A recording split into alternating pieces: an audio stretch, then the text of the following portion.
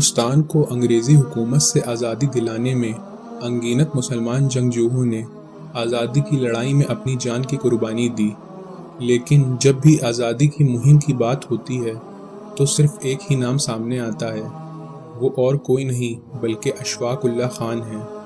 سوال یہ ہے کہ کیا صرف اشفاق اللہ خان ہی ہندوستان کی تحریک آزادی میں شامل تھے؟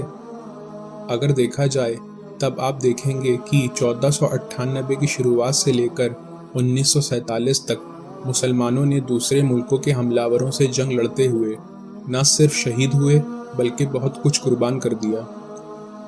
مدنی کی ملک سے محبت۔ مولانا حسین احمد مدنی نے انگریزی حکومت کے خلاف فتویٰ دیا کہ انگریزوں کی فوج میں بھرتی ہونا حرام ہے۔ انگریزی حکومت نے مولانا کے خلاف مقدمہ دائر کر دیا۔ سنوائی میں انگریزی جج نے پوچھا، کیا آپ نے فتویٰ دیا ہے کہ انگریزی فوج میں بھرتی ہونا حرام ہے؟ مولانا نے جواب دیا، ہاں فتویٰ دیا، اور سنو، یہی فتویٰ اس عدالت میں بھی دے رہا ہوں، اور یاد رکھو آگے بھی زندگی بھر یہی فتویٰ دیتا رہوں گا۔ اس پر جج نے کہا، مولانا اس کا انجام جانتے ہو؟ سخت سزا ہوگی۔ جج کی باتوں کا جواب دیتے ہوئے مولانا کہتے ہیں کہ فتویٰ دینا میرا کام ہے اور سزا دینا تیرا کام۔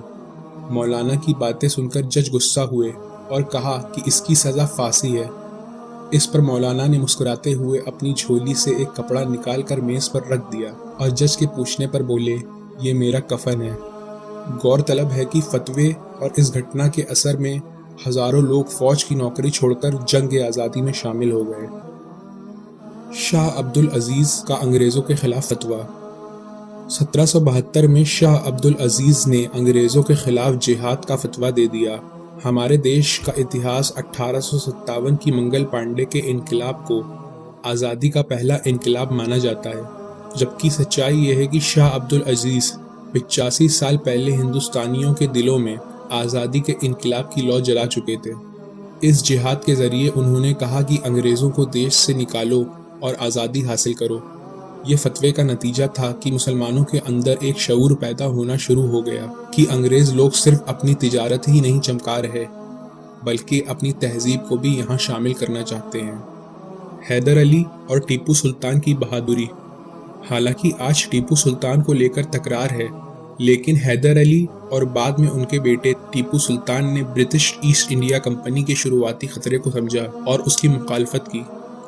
ٹیپو سلطان ہندوستان کی تاریخ میں ایک ایسے فوجی بھی تھے جن کی دماغی سوجھ بوجھ اور بہادری نے کئی بار انگریزوں کو گھٹنے ٹیکنے پر مجبور کر دیا۔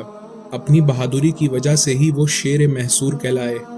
انگریزوں سے لوہا منوانے والے بادشاہ ٹیپو سلطان نے ہی ملک میں انگریزوں کے ظلم اور ستم کے خلاف بگل بجایا تھا اور جان کی بازی لگا دی، مگر انگریزوں سے سمجھوتا نہیں کیا۔ ٹیپو اپنی آخری سانس تک انگریزوں سے لڑتے لڑتے شہید ہو گئے۔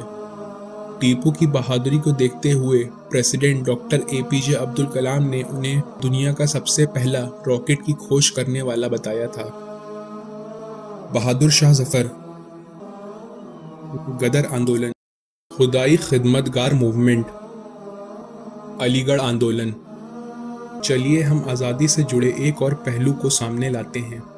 ہندوستان کی آزادی کے دوران انڈیا سے الگ ہو کر پاکستان ملک قائم ہوا۔